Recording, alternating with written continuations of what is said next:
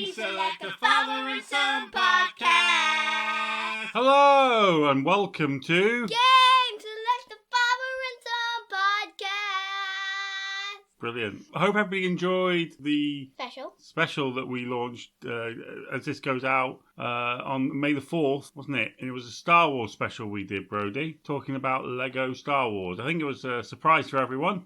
But you really wanted to do it, didn't you? Tell us why you wanted to do that. Because it was May the 4th. Yeah, so I hope everybody's listened to that. If you haven't, please go and listen to it on YouTube. Subscribe on there. Get our subscribers up. Or Spotify. Go to Spotify. Listen on there. And we are also available on a whole host of podcast platforms. So please, give us a download, give us a listen, give us a like, give us a subscribe, all those good things. And we'll keep delivering the content, won't we, Brody? Yeah. And we'll keep doing this week after week after week. But this week, Brody, what are we going to talk about? Curse of the Sea. And what sort of game is Curse of the Sea Rats? Well, it's definitely a 2D platformer. It is. 2D platformer, Metroidvania style game where that means is you're exploring. Yeah, Brody banged the table there, just in case anybody heard that. What you're doing is you're exploring and finding things, finding clues, speaking with characters, opening new parts of the map as you go. And it's a really good game. And you have 4 characters to choose from. You say your character and I'll say mine. Well, I chose a lovely English gentleman. I say gentleman, but they've all been turned into rats. But his name is David Douglas. And what's the name of your character you're playing? Buster. Yeah, so you get to choose one of 4 characters at the beginning of the game, don't you? Yeah. You do get to change them, but we're probably just going to stick with our one, really, aren't we? Well, for now, I mean, getting through the game, I'm getting a little bit further as I go. I haven't finished it. I have to say that to everyone here. But my plan is to try and get it finished. Yeah? I'm developing through it. I have got quite far into it. I'm keeping going. I'm opening more of the map. Let's talk a little bit about the game itself. So this game, Brody, was kickstarted in 2020. And Kickstarter's like a platform where people pay money to help out game creators. So they reached all their goals and they got quite a lot of money for it. So it was actually launched. So that's how the game was made. Okay, cool. Just talking about the game a bit. When it launched, there was a bit of controversy surrounding the game. And it launched in a really bad way. So the enemies were too hard to fight. They're already hard to fight right now, though. That's what I was going to say. How did you find the enemies, Brody? They're pretty hard, but eventually I just started going to this one rat and then beating it up, and then I started just leveling up, getting more spirit points, getting more levels and stuff. Yeah, and that could be considered a flaw in the game, in that you can just keep going back to the same enemy over and over again and leveling up. Because the enemies reappear. They respawn as you leave the screens all the time, which at the beginning of the game is actually a little bit frustrating. And I found it a bit grind heavy because there's an enemy like a crab at the beginning of the game, which is just not a boss crab, but just a big crab, isn't there? Yeah. And it basically kills you with 2 hits. Unless you kind of goes to one rat hundreds of times. But that's what I mean. And then get to level 11. And then I could only beat the boss when I got to level 11. And that's what I mean. That's great. You can choose how you want to play it. I'm currently at level 11 now and quite far into, well, not too far, but getting further into the game. So I'm not on level 11 anymore, though. I'm on level 13 now. Yeah. So you're progressing through because you can just do that and level up and get all your skill points. So in that sense, it does work, but I still think, because they patched it, they patched it after the controversy surrounding the enemies being quite hard. Developers a company called Petoons Studio, and who released it was P-Cube. And we've got the cartridge here, haven't we, in the case, which is quite nice looking. Got the cartridge. No, the cartridge is in my Switch at the moment, yeah. So we have Mario game in there for some reason. So the other 2 characters then, who are they? I know one's Buffalo Calf. I can't remember the other one. Buffalo Calf. I mean, it's just a weird name, that, isn't it? Yeah, is that how I remember it, though? Buffalo Calf. And then the other one is Akane Yamakawa.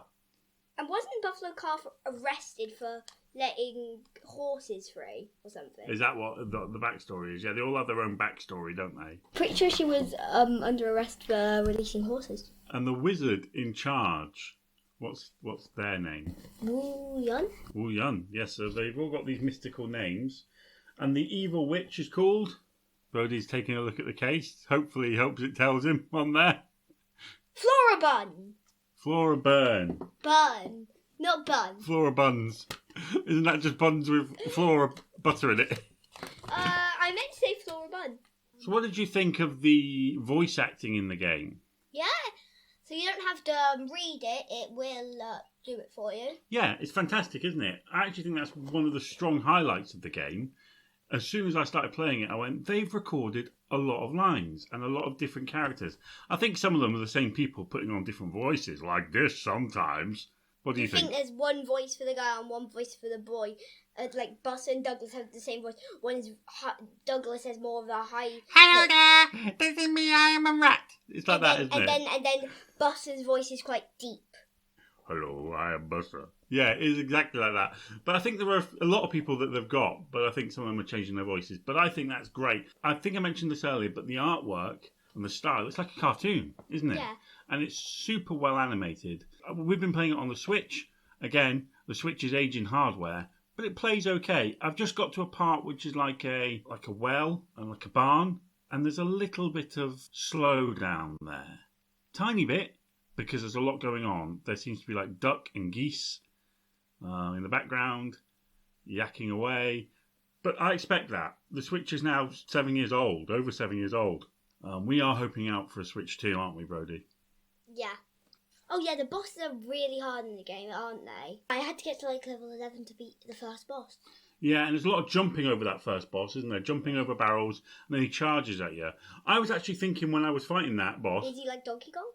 Yeah, he's a little bit like Donkey Kong, but I was thinking... Because you'd already said to me at that point, yeah, I'll be that boss. I was like, well, this is quite hard, this boss, so Brody must have really struggled. But I guess if you've got up to level 11, you only needed a couple of hits, maybe, to take down that boss. And I got... Buster has a move that lets him heal, so... Yeah, I was reading that I think Buster is the one that's probably the best character to play as. I think I was reading a few guys. David Douglas, the one I'm playing as, is kind of like your standard character for beginners. But I think Buster is meant to really be helpful and not overpowered, but just really helpful. And you say he's got a move that helps you heal. Yeah, it gives you 100 HP called Breath. Which is really cool. That's really helpful. You can just heal yourself back. That's why I think Buster might be a really good character to play as. Apparently there's going to be some sort of... I mean, it's taken them a long time, however, to iron out any sort of issues with the patch. But some sort of survival mode they're going to be doing with like waves of enemies coming at you. But also some sort of new character. Yes, I knew you were going to say that. Now, they haven't confirmed or denied that it's going to be in the patch, but on the Kickstarter page... It does say if it gets to that, they would have a new character. I don't think they give a name, but it looks like some sort of dark pirate rat type thing. Oh, I want to see that. Yeah, so do you want me to show you that now and then we'll carry on? Yeah. So what did you think, Brody? I've just showed you the picture of that pirate rat. Yeah, but I've got a question. Why does it look similar to David Douglas's face? Well, because they're all designed the same, really, aren't they? I'm guessing that pirate rat will play differently. And I hope that's why it's taken them a long time to release this next patch. There's a trophy issue as well, apparently. I did see a couple of listings on sites that there was some sort of Kickstarter launch package, which had like an art book and things. So maybe in the future I'll trade this version in and try and get that, so we've got a little bit more content. I'd love to see that art book. I did download, there was like a press pack, which had a lot of pictures in, so I was taking a look at that as well. Different endings depend on what you do. And you can do something to get the bad ending at the start. Yeah, so I didn't want to spoil it too much because I'm still playing it, obviously. But I had to dive into a little bit of how things work. So there are bits in the game that you can change the story and the ending on. Multiple different endings, I think 4. But yeah, there's a bit at the beginning that you could just end up with a bad ending and end the game, I believe. We didn't do that though, did we? No. So that's good. But there's also points in the game where you can do one thing. And if you do that and you do it wrong, you get a different ending, which is great, I think, but it's not always the way that I like to play games, because then you go, okay, what did I do wrong? I've got to play this game again. I like playing games again, though. Yeah, and but the thing is, sometimes you feel like forced to because you've got the wrong ending and you want to get the rest of them. So we'll see how it goes. We'll see how it plays out, see how this run goes. There's also something I wanted to bring up, because you mentioned it earlier about the different characters, Brody. Yeah? Well, apparently there's some sort of medallion that allows you to switch between all 4 all the time. Like Shantae does with the animals. What do you mean you can switch Because at the moment you can only switch characters when you get to the Wu Yang? when you get to Wu Yang. But there's some sort of medallion that allows you to just switch characters.